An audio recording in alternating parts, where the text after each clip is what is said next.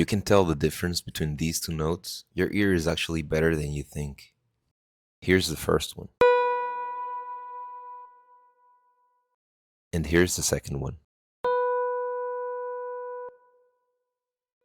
Could you hear the difference between those two?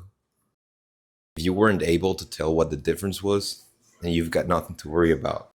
Those were actually the same note played in different instruments. Now I'm gonna give you a new example and see if you can tell the difference.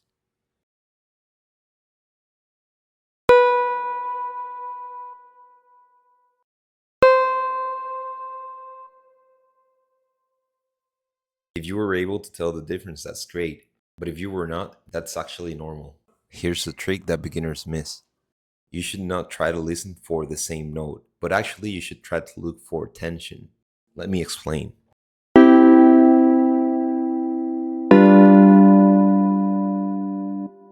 Could you feel that tension?